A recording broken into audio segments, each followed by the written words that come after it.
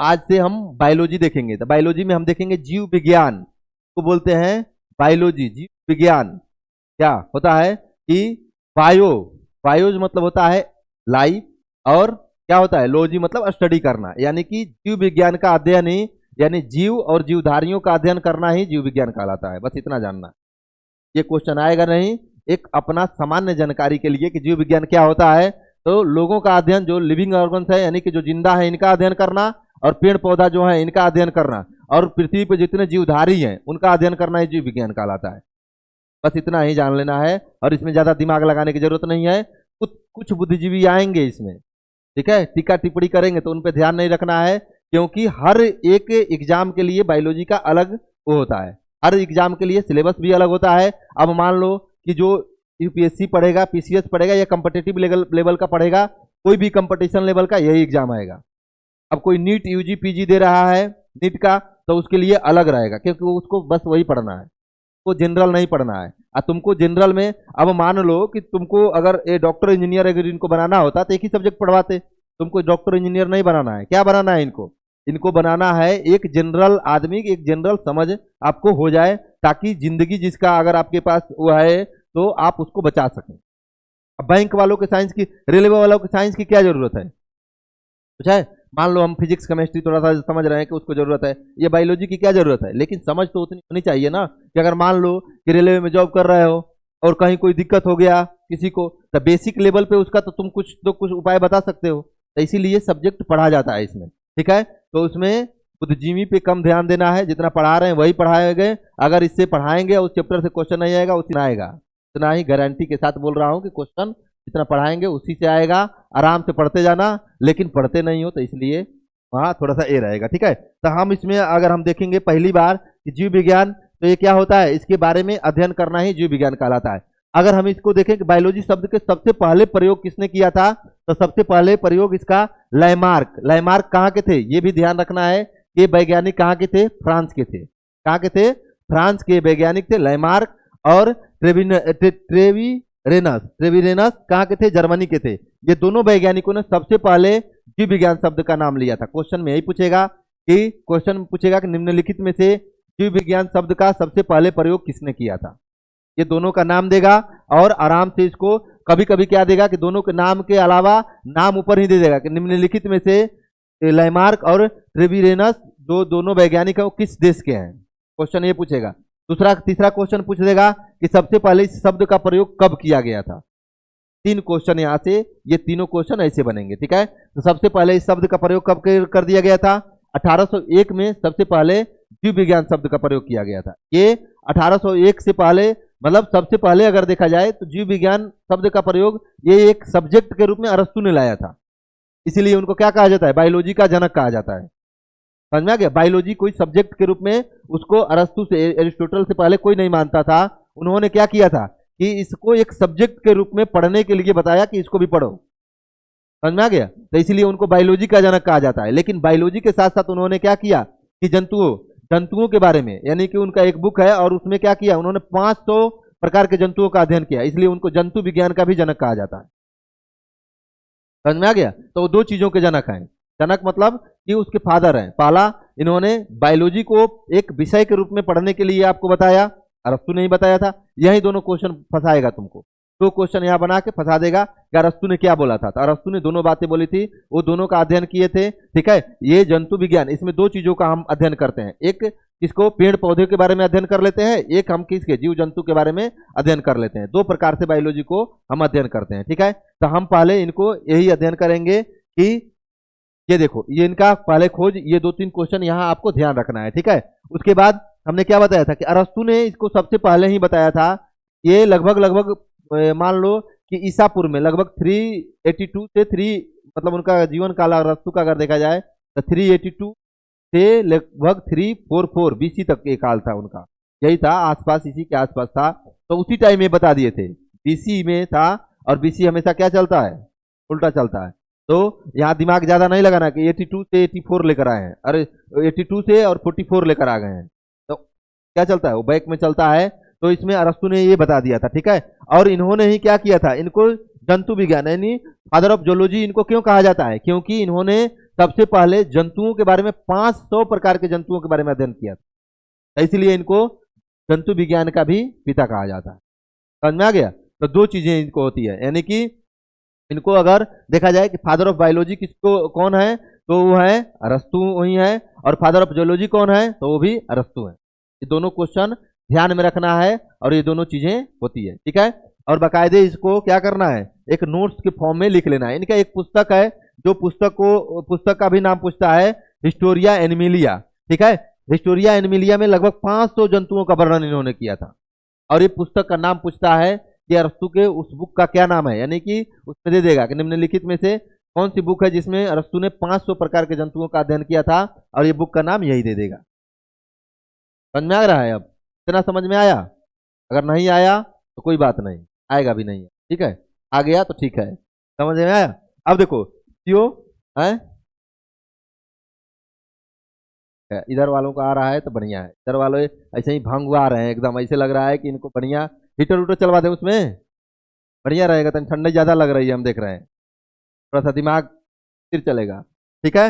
अब देखो थियोफ्रेस्टस, ये जो थे, थियोफ्रेस्टस को हम क्या कहते हैं, वनस्पति विज्ञान का जनक कहते हैं। थियोफ्रेस्टस, ये भी नाम याद रखना है, थियोफ्रेस्टस को वनस्पति विज्ञान का जनक कहा जाता है, यानी फादर ऑफ बोटनी कहा जाता है थियोफ्रेस्टस। ये नाम दोनों जहान में होनी चाहिए, अरस्तु और थियोफ्रेस्टस, ये दोनों ने, एक को बोटनी, एक को कहा जाता है फादर ऑफ बोटनी, एक को कहा जाता है फादर ऑफ बायोलॉजी। बायोलॉजी का अध्ययन अरस्तु ने किया था, बोटनी का अध्ययन थियोफ्रेस्टस ने किया। दोनों चीज क्लियर है?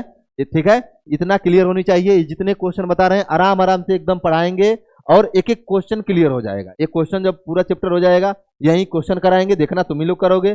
जिस तरीके से अन्य सब्जेक्ट समझ में आ रहा है वो इसी तरीके से आएगा। इसको दिमाग से पहले ये निकाल देना है कि साइंस पढ़ रहे हो, दिमाग से निकाल लेना है कि जनरल साइंस पढ़ रहे हैं। एक होता है साइंस, एक होता है जनरल साइंस।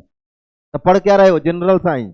तुमको यहाँ जाके वो नहीं करना है कि सुई देना है तो ये करना है, यहाँ चुपचाप जनरल अध्ययन करना है। तो यही सब क्वेश्चन आएगा इसमें, तो ये आपको ध्यान रखना है, ठीक है। तो इनका एक बुक है, क्या नाम है, हिस्टोरिया प्लेंटिनम। ये बुक का इनका ये नाम है, ये बुक का नाम याद रखना है आपको। और इसी बुक में इन्होंने फादर ऑफ बोटनी, यानी इसी बुक में इन्होंने बोटनी के बारे में क्या किया था, बोटनी के बारे में इसी बुक में इन्होंने बताया था। ठीक, क्लियर है?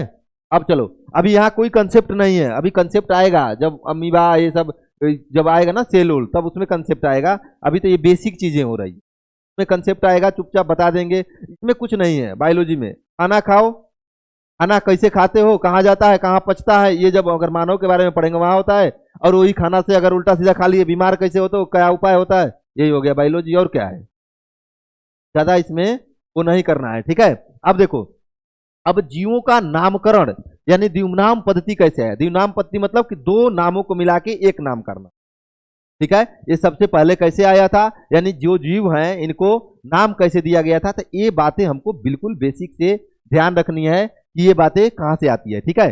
अब देखो, ये जब पढ़ लोगे तो कोई एनसीईआरटी लेकर 6 से लेकर 12 तक पढ़ने की अभी जरूरत नहीं पड़ेगी, ठीक है। क्योंकि यहाँ सभी बुक का 6 से लेकर 12 तक के एनसीईआरटीओं का ये पूरा निचोड़ है। समझ में आ गया? काफी इसमें वो होता है, मेहनत लगता है, तो आराम से पढ़ो। उसके बाद देखो, तो इनको क्या कहा जाता है कि जो मतलब मॉडर्न काल में अगर देखा जाए तो जीवों को जो वर्गीकरण, अलग अलग जीव को जो बांटे थे वो कैरोलस लिनियस थे। यानी कैरोलस लिनियस ने ही सबसे पहले क्या किया था, जीवों की वर्गीकरण का बात किया था। अलग अलग प्रकार के जो होते हैं जीव होते हैं उनका सबसे पहले इन्होंने कैरोलस लिनियस ने ही इसको दिया था, ठीक है। तो इनमें क्या किया था, द्विनाम सिद्धांत का अगर पूछेगा कि दो जब जीवों को, ये द्विनाम पद्धति मतलब होता है कि मतलब अगर दो नाम को जोड़ के एक जीव का नाम सबसे पहले किसने दिया था, तो कैरोलस लिनियस ने दिया था, ठीक है। जहां भी अगर किसी भी जैसे मनुष्य है ना, मानव, तो इसका क्या नाम है, होमो सैपियंस। क्या नाम है, होमो सैपियंस नाम है, ठीक है। तो अब देखो, पहले ये बता रहे हैं, उसके बाद इनको देख लो। तो इनको क्या कहा जाता है, टैक्सोनॉमी, यानी फादर ऑफ टैक्सोनॉमी इनको कहा जाता है। यानी कि वर्गीकी, लिनियस को वर्गीकी का पिता कहा जाता है। यही क्वेश्चन पूछेगा कि वर्गीकी, फादर ऑफ टैक्सोनॉमी कौन है, तो कैरोलस लिनियस है। ये नाम याद रखना है आराम से। वर्गीकी मतलब कि इन्होंने क्या किया था कि यही दो नाम को बांट के यानी जोड़ के और एक नाम दे दिया था, जिसको हम कहा गया था, ठीक है। तो इन्होंने सबसे पहले यही बताया था कि अगर हम जैसे मानव की हम नाम दे रहे हैं, तो जो पहला शब्द आएगा होमो, वो किस नाम से आएगा, वो वंश होता है उसका, ठीक है। वो किस वंश से मानव, वो मतलब वो जीव है, और उसके बाद जो पीछे वाला वर्ड प्रयोग करेंगे वो जाति के नाम से उसका प्रयोग होगा, ये वाला जाति नहीं जो भाई प्रयोग कर रहे हो ना, जाति मनुष्य वाला जाति नहीं। यहाँ पूरा जीव का हम अध्ययन कर रहे हैं, मानवों का केवल अध्ययन नहीं कर रहे हैं, ठीक है।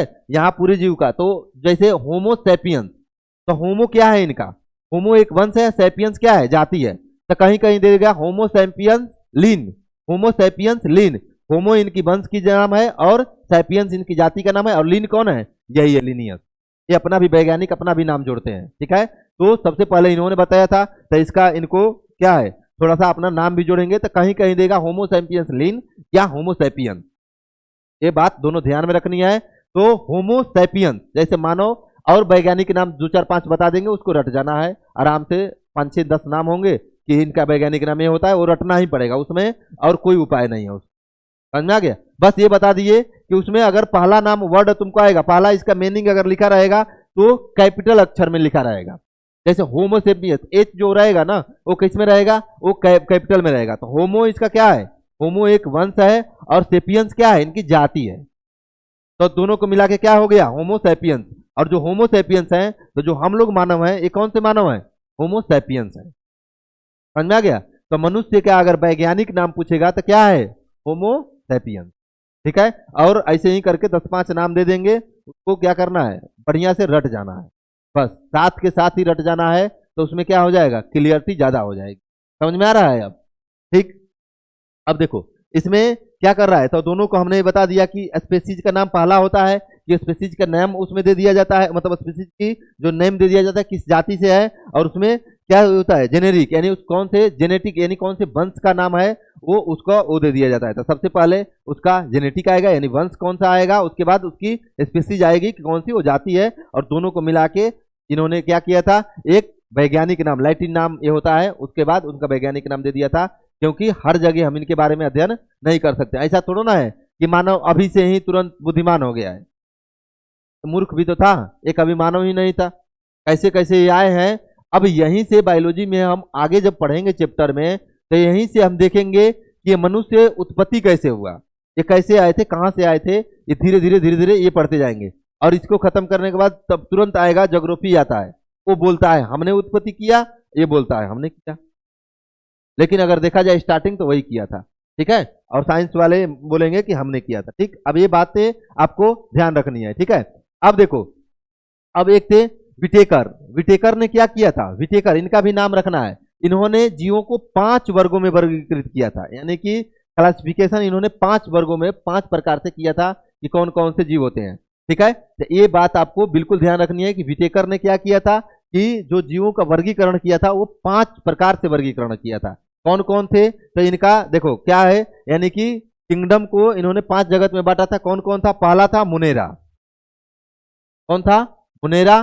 दूसरा, ये नाम याद रखना है, इनका नाम याद रख लेना है, 1969 में इन्होंने जो वर्गीकरण किया था, बांटा था, वो 5 प्रकार से जीवों को बांटा था, मुनेरा, प्रोटिस्टा, कवक, ठीक है, पादप और जंतु। अब देखो इस 5 में तुमको पूरी तरीके से हमको पढ़ने को पूरा मिल जाएगा कि स्टार्टिंग कहाँ से हुआ और लास्ट में कहाँ तक हम आ रहे हैं, एनिमिलिया तक हम आ गए हैं, समझ में आ गया। तो इन्होंने पूरे बायोलॉजी को, ये जो पूरे जीव को हमारे जो इसमें है, इन्हीं की पद्धति को माना जाता है। इनसे पहले भी लोगों ने बांटा था, लेकिन इनकी जो चीजें थी ये जब उसको वर्गीकृत किए, क्लासिफिकेशन किया इन्होंने, तो हमको क्या हुआ, ज्यादा उसमें लोगों को समझ में आया कि हाँ ये बात सही है, और इन्होंने काफी चीजों को प्रूफ भी किया कि ये ऐसे हैं, ठीक है। तो हमको मुनेरा है, प्रोटिस्टा है, कवक है, पादप है और जंतु है, यानी कि मुनेरा, प्रोटिस्टा, फंगी और प्लांट और एनिमिलिया, इनके ये 5 प्रकार से बांटे थे। ये 5 का नाम आपको याद रख लेना है, समझ में आ गया। विटेकर, इनका भी नाम याद रख लेना है, ये सन याद रख लेना है, और यही याद रख लेना है। क्वेश्चन यही आता है इस चैप्टर से, जो क्वेश्चन जितने बनेंगे अभी हम पढ़ाते जा रहे हैं, फिर उसके बाद क्वेश्चन भी दिखाएंगे, अलग अलग एग्जाम में भी क्वेश्चन तुम्हारा यही आएगा, समझ में आ गया। ऐसे भी मतलब रेलवे वोलवे में उतना ज्यादा यहाँ से क्वेश्चन नहीं आएगा, सेकंड चैप्टर से ज्यादा क्वेश्चन आएगा, सेल से जो है, सेल से, फिर क्या है जेनेटिक्स से, उससे ज्यादा क्वेश्चन वहां से पूछेगा, ठीक है। उसके बाद से ही वो क्वेश्चन स्टार्ट करता है, लेकिन ये एसएससी यूएसएससी में इसे एग्जाम में क्वेश्चन पूछता है, ये ध्यान रखना है, ठीक है। बाकी और जहां भी एग्जाम हो जाता है तो वहां ये एग्जाम में क्वेश्चन पूछ लेता है, ठीक है। अब देखो हम पहला देखेंगे, मुनेरा क्या होता है। ये मुनेरा क्या होते हैं? तो ये देखो इसे एकदम जीव होते हैं, ये एक कोशिकीय होते हैं। कौन सी होती हैं? एक कोशिकीय प्रोकैरियोटिक जीव होते हैं। प्रोकैरियोटिक जीव मतलब होता है कि इसमें क्या होते हैं, जो जो न्यूक्लियस होते हैं, केंद्रक होती हैं, वो क्या होते हैं? नहीं होते। केंद्रक भी इसमें नहीं होगा, और क्या होगा, और इसमें ना कोशिकांग यानी कि कोशिका का अंग का भी विकास नहीं होगा। एकदम सीधी भाषा में समझना है कि ये जो जीव होते हैं मुनेरा, इसमें कोई नाक, कान, आंख, बाल ये नहीं होगा। बात समझ में आ रहा है? इनमें कोई इनका कोशिकांग नहीं होता है और न्यूक्लियस नहीं होता है। हमारा ये जो बना हुआ है ये सेल है, अगर इसमें से तुम निकालोगे तो इसमें हर एक सेल में न्यूक्लियस होता है, लेकिन इसमें न्यूक्लियस अनडेवलपमेंट होता है, होता ही नहीं है। समझ में आ गया? और कोई अंग का विकास नहीं होता है मुनेरा में, आंख, कान, नाक कुछ नहीं होता, ऐसे ही दिखते हैं। इसमें कहीं दिख रहा है कि इनका मुंह है, कैसे खाना खाएंगे? दिख रहा है इनका? तो ये कुछ नहीं दिख रहा है, तो मुनेरा में यही आ जाएंगे। ठीक है? और इसमें क्या होता है? न्यूक्लियस होता ही नहीं है इसमें। जब न्यूक्लियस नहीं होगा तो इसका सेल का आगे का कोई निर्माण नहीं हो, कोशिकांग बनेगा ही नहीं। समझ में आ गया? तो अब देखो, और अगर इनके भोजन की बात की जाए तो ये क्या करते हैं? कभी कभी ये कहीं कहीं खुद से भोजन कर लेते हैं, कभी कभी क्या होते हैं? खुद से भोजन नहीं करते हैं। कुछ जीव में होते हैं जो खुद से भोजन कर लेते हैं, उनको बोलते हैं स्वपोषी। ये खुद भोजन कर, जो खुद से भोजन, जैसे तुम लोग खुद से भोजन करते हो कि नहीं करते हो? तुम लोग मुनेरा में आओगे? जैसे पूछेंगे वो बताएगा। क्यों नहीं आओगे ये भी एक बताना है। हाँ, पहले बढ़िया चीज ये बताया कि अंग का विकास ही नहीं है, तो इसमें कैसे आ जाएंगे। दूसरी बात की हमने क्या बताया कि स्वपोषी। आप लोग खुद भोजन बना लेते हो? खुद कौन कौन भोजन बना लेता है? हाथ उठाओ जल्दी। लड़कियां सब हाथ उठा रही हैं, खुद भोजन बनाती हैं। खुद भोजन कहाँ से बनाते हो? नेचर ने तुमको दिया। स्वपोषी मतलब होता है कि डायरेक्ट सन से जो आए और तुम्हारे मुंह में चला जाए खुद बना के। तुम दाल, गेहूं, चावल सब यूज करके खुद से बना थोड़ा ना। दाल को तुमने बनाया? कौन बनाया? तो फिर वो स्वपोषी नहीं होगा। आप क्या है? किसी चीज पे निर्भर हैं, आप परपोषी हैं। ठीक है? तो अभी अगर देखा जाए तो अभी अपना भी एग्जाम्पल रख लेना है कि हम क्या है, किसी पे निर्भर हैं। और में जैसे कि ये स्वपोषी होते हैं, यानी कि स्वयं अपना भोजन बनाते हैं। यहाँ आया धूप, इनको लगा अपना भोजन खुद बना लीजिए।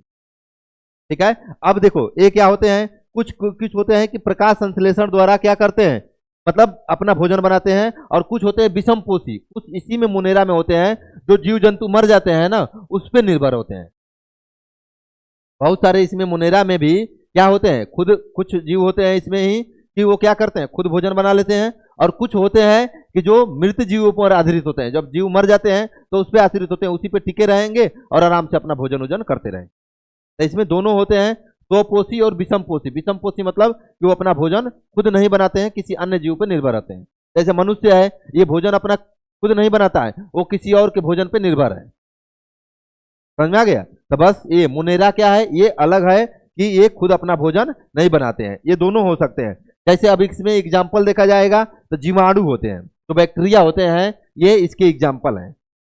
ठीक है? उसके बाद नील हरित शैवाल, जो पानी में शैवाल देखे हो, ये काई उई टाइप का होता है ना, जहां पैर फिसल जाता है, तो वो क्या होते हैं, वो भी अपना भोजन क्या करते हैं, खुद बनाते हैं।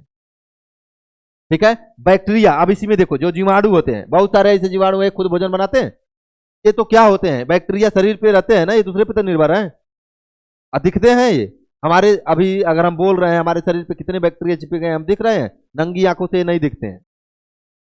समझ में आ गया? तो ये क्या है, ये बैक्टीरिया बहुत सारे इसमें है कि स्वपोषी भी हैं और विषमपोषी, यानी कि ये किसी पे निर्भर भी हैं।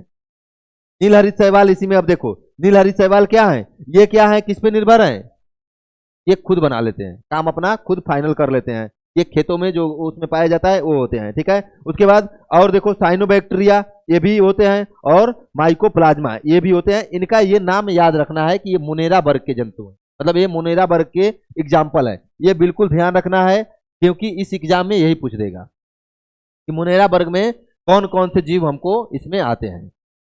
बात समझ में आ रही है? यहाँ तक आई समझ में? ठीक है? बस यही समझना है और यही से क्वेश्चन आ जाए। ठीक? और आगे कुछ नहीं इसमें, और ज्यादा दिमाग नहीं लगाना है, क्योंकि जितना ज्यादा दिमाग लगाओगे पढ़ने को तो इसमें बहुत कुछ है, ज्यादा दिमाग लगाया जाएगा चला जाएगा, वो भी जो आ रहा है वो भी जाएगा। तभी आराम से समझना है कि आ जाए बस।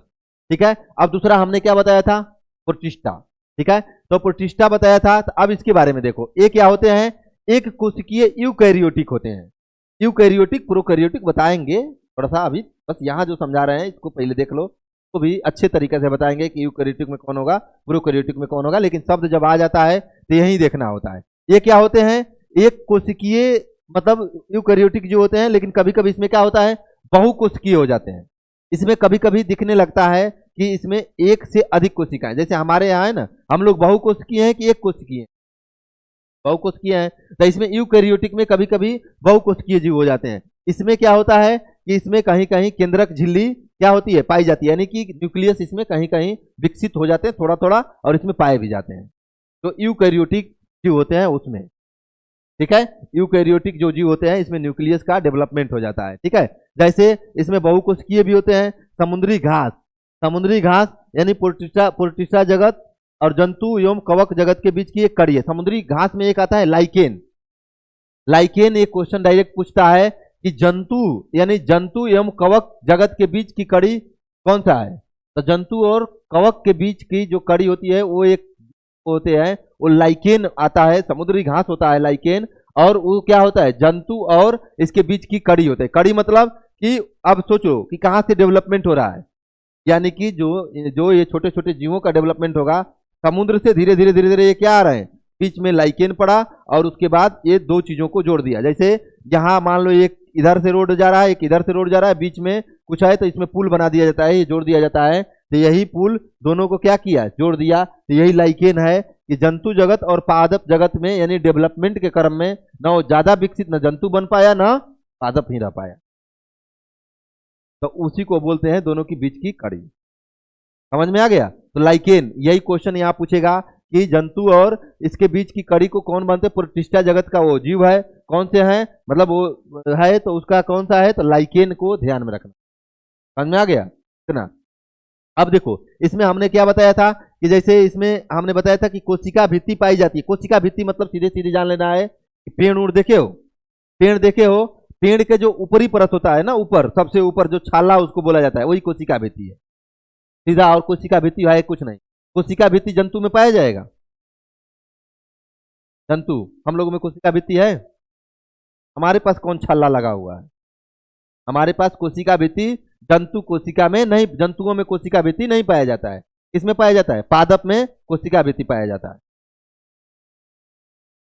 हाँ हाँ, तो वो कहाँ पाया जाता है, वो पाया जाता है पादप में बस पाया जाता है। यानी पेड़ पौधों में, जो पेड़ पौधों का ऊपरी परत होता है वो कोशिका भित्ति होता है। यानी वो पेड़ पौधों को क्या करता है, सभी कुछ से बचाता है। इन्फेक्शन से बचाएगा, बारिश आएगा उसमें बचाएगा, तुम भी जाके दो थप्पड़ उसको मारोगे उससे बचाएगा, वो सभी कुछ से कोशिका भित्ति वो बचाता है, ठीक है। तो इसमें कोशिका भित्ति क्या होती है, पाई जाती है। और न्यूक्लियस, इसमें भी न्यूक्लियस होता है, और ये भी दोनों प्रकार से होते हैं, यानी कि खुद का भी भोजन बना लेते हैं और दोनों मतलब खुद भोजन भी नहीं बनाते हैं। ये दोनों जीव में भी दोनों प्रकार के जीव पाए, ठीक। कुछ भोजन बना लेते हैं और कुछ भोजन नहीं बनाते हैं। ये जैसे एक कोशिकीय अगर इसमें देखा जाए तो जो शैवाल है वो एक किसकी कोशिकीय है, प्रोटो, ये देखो डाइटम है वो भी एक कोशिकीय है, प्रोटोजोआ है वो भी एक कोशिकीय है, यूग्लिमा है ये भी है, पैरामीशियम, क्लोरेला, अमीबा, ये सब इसी जगत में प्रोटिस्टा जगत में आते हैं। ये देखो यही है अमीबा, दिख रहा है, ये पैरामीशियम कहीं कहीं इसमें दिख रहा है ना कि न्यूक्लियस इसमें पाया जाता है। सेल वॉल भी है, यानी कि सेल वॉल वही होता है, कोशिका भित्ति उसको बोलते हैं, तो वो भी इसमें पाया जा रहा है। ये दिख रहा है, ये है पैरामीशियम। इसका आकार अगर पूछ देगा तो ये चप्पल के आकार का होता है। ये डायरेक्ट क्वेश्चन अगर ऐसे ही कभी कभी एग्जामिनर बना देता है कि निम्नलिखित में से कौन सा चप्पल के आकार का जो आकार का जीव है और वो किस जगत में उसको डिफाइन किया जाएगा, यानी किस जगत में आएगा, तो आएगा प्रोटिस्टा। और पैरामीशियम का आकार ऐसा ही होता है, दिख रहा है ना ये आकार, ये ऐसा होता है, ठीक है। और अमीबा ये है अमीबा। अब इसमें भी कोई कोशिकांग का विकास हुआ है, जब कोशिकांग का विकास ही नहीं हुआ है इसमें, तो इसमें कैसे पता चलेगा कि ये भोजन कहां से कर रहा है और भोजन कहां से निकाल रहा है। तो ये क्या करेगा, कोशिकांग का विकास नहीं हुआ, कोशिका के अंग का विकास इसमें उतना क्लियरिटी नहीं हुआ है। कौन, अब देखो यूकैरियोटिक क्या है कि इसमें न्यूक्लियस का तो विकास हो गया है ना, न्यूक्लियस का विकास हुआ है, लेकिन कोशिकांग का विकास नहीं हुआ, अंग का विकास इसमें कहीं दिख रहा है हमको अंग, लेकिन न्यूक्लियस आ गया है। तो जब न्यूक्लियस आया तो हम किसी में नहीं रखेंगे इसको, यूकैरियोटिक में ही रखेंगे इसको। लेकिन एक कोशिकीय है, कैसा है, एक कोशिकीय यूकैरियोटिक है। ये बात बिल्कुल ध्यान में रखना है कि इसमें एक कोशिकीय मतलब कि एक ही से, मतलब एक ही क्या है, एक ही सेल है। इसमें दिखने में एक लगेगा, न्यूक्लियस का विकास, ये न्यूक्लियस दिख रहा है ना, इसे न्यूक्लियस अभी दिखते हैं, न्यूक्लियस है। बस इसमें क्या है, इसमें क्या नहीं है, अंग इसका नहीं है, आंख कान मुंह बाल ये सब। बात समझ में आ गया। तो ये है प्रोटिस्टा जगत में। और कोई डाउट है इसमें? चलो अब आगे देखते हैं। उसके बाद हम फंगी देख लेते हैं, ठीक है। फंगी यानी कि कवक हम देख लेते हैं। ये अब देखो, अब आ गया इनकी बारी, ठीक है। ये क्या होते हैं, ये बहुकोशिकीय यूकैरियोटिक होते हैं। बहुकोशिकीय यूकैरियोटिक, बहुकोशिकीय मतलब अब इसमें एक से ज्यादा कोशिकाओं का विकास होने लगा है। इसका सबसे बढ़िया एग्जाम्पल अगर देखो तो क्या है, बढ़िया एग्जाम्पल, मशरूम खाए हो? मशरूम को गांव की भाषा में क्या बोला जाता है, कुकुरमुत्ता, ठीक है। तो कुकुरमुत्ता का मतलब ये नहीं होता है कि कुकुरमुत्ता वो उसके ही उससे बनता है, कुत्ते की यूरिन से वो नहीं बनता है भाई। का नाम रख दिया गया, गांव वाले थोड़ा अटपटे टाइप के होते हैं, कुछ नाम रख देते हैं, ठीक है। यानी मंगल को जो पैदा हुआ मंगरू, बुध को पैदा हुआ बुधू, अतवार को अतवारू, तो अब उनके नाम पे क्या हम चलेंगे। लेकिन कुकुरमुत्ता, अब इसमें क्या होता है, एक गाँव में जाओगे तो खेतों में जहाँ सड़ी गली वो चीजें होती है ना, वहां ज्यादा पाई जाती है ये। लेकिन मशरूम ने कहा वो वैराइटीज नहीं है, मशरूम दबा के खाना चाहिए, ये क्या है, ये अलग है से वो वैराइटीज में उसको हम नहीं जोड़ेंगे। तो ये फंगी ये दिख रहा है ना, ये सब कवक होते हैं। ये क्या होते हैं कि बहुकोशिकीय यूकैरियोटिक जीव होते हैं, ठीक है। और क्या होते हैं, ये विषमपोषी होते हैं। विषमपोषी, इसमें 100 कहीं कुछ अब नहीं है। ये कहीं भी उगेगा ना, कहीं भी देखना, ये जहां सड़ा गला चीज रहेगा, जैसे कहीं अगर कोई सड़ा गला लकड़ी रख दिया गया है, कभी लकड़ी रख के देखना, उसमें छोटे छोटे उग जाएंगे, समझ में आ गया। तो जहां सड़ा गला चीज रहेगा वो क्या होगा, वहां से इसकी उत्पत्ति होगी। तो यानी कि इनको अगर इनको खाने उने के लिए अगर रखा जाएगा तो ये अपने पे निर्भर नहीं है, ये बेचारे कहीं ना कहीं दूसरे चीजों पे निर्भर हैं कि लकड़ी सड़े तो हम भोजन बनाएं, ठीक है। ये हालात है, समझ में आ गया। तो मनुष्य भी क्या है, तो पोषी है कि विषम पोषी, विषम भाई। हमको हम भी कहाँ निर्भर हैं, अगर एक बार सनराइज मतलब ये सूर्य भगवान निकले ही नहीं और क्या हो, तुम्हारा फसल ही ना हो, तो क्या खाओगे, फसल नहीं होगा तो कुछ खा पाओगे। तो ये क्या करेंगे, इनका हालत वही है कि ये भी नहीं कर पाएंगे, ठीक है। अब देखो, ये मृत जीवी भी कह दिया जाता है इन्हें, यानी कि ये अपने जीवन की एक विशेष अवस्था में बहुकोशिकीय क्षमता प्राप्त कर लेते हैं। यानी कि यहाँ अब आपको हमको दिख रहा है कि धीरे धीरे जब स्टार्टिंग पॉइंट हो रहा है तो ये देखो कैसे बन रहा है, यहाँ पता चल जा रहा है ना इनका डेवलपमेंट, ये आगे चल के ये कैसे हो रहा है। तो ये कहीं कहीं देख रहा है कि एकदम अभी प्रारंभिक अवस्था में है, और कहीं कहीं देख रहा है कि ये पूरी ठीक ठाक एक डेवलप्ड अवस्था में आराम से। अब इसमें हमको अगर देखना है तो काइटिन नामक एक जटिल शर्करा की बनी होती है, और कोशिका भित्ति, यानी कि इसमें कोशिका भित्ति पाई जाती है। कोशिका भित्ति मतलब सेल वाल इसमें पाया जाता है। मशरूम में भी तुम देखोगे, मशरूम में भी जाके देखना आराम से, तो उसमें सेल वाल होता है, लेकिन वो अपने लेवल का होता है। अब पीपल के पेड़ वाला सेल वाल उसमें नहीं पाया जाएगा, लेकिन सेल वाल इसमें होता है, कोशिका भित्ति इसमें पाई जाती है, ठीक है।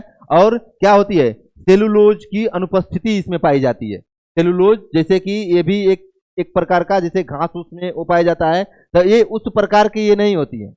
तो क्या होते हैं, सेलुलोज इसमें नहीं पाया जाता है, लेकिन सेल वाल पाया जाता है। ये ध्यान रखना है, क्वेश्चन फंसाता है सेल वाले पे कि सेल वाल किसमें पाया जाता है, यानी कोशिका भित्ति किसमें पाई जाती है और किसमें नहीं पाई जाती है, ठीक है। तो इसमें सेल वाल होता है, ठीक है। इसमें हम क्या आएगा, पेंसिलियम, मशरूम इस जगत के सदस्य होते हैं। यानी फंगी में अगर हम देखेंगे, सबसे बढ़िया एग्जाम्पल हमको देख लेना है, यहाँ जो एग्जाम्पल दिए हैं ये भी देख लेना, लेकिन मशरूम को बढ़िया से ध्यान में रखना है। जब मशरूम देखो तो ये क्या है, ये फंगी है, कवक में। कहीं कहीं तुम देखोगे तो जैसे कोई पेड़ होता है ना, पेड़ उस पर व्हाइट पूरा लगा होता है, तुमको ऐसे लगेगा कि पेड़ को कुछ ना कुछ जकड़ लिया है, वो क्या है, वो भी यही है, ये फंगी ही है, ठीक है। तो हर जगह ये पाए जाते हैं। ब्रेड रखोगे, ब्रेड घर पे रखना तो क्या हो जाएगा, 2 दिन में वो क्या लग जाता है, व्हाइट आ जाता है, उसको गांव में बोलते हैं भुअरी पड़ गई, ठीक है। तो वो भी क्या होते हैं, वो खराब हो जाते हैं, उसमें भी क्या होते हैं, यही फंगी होते हैं।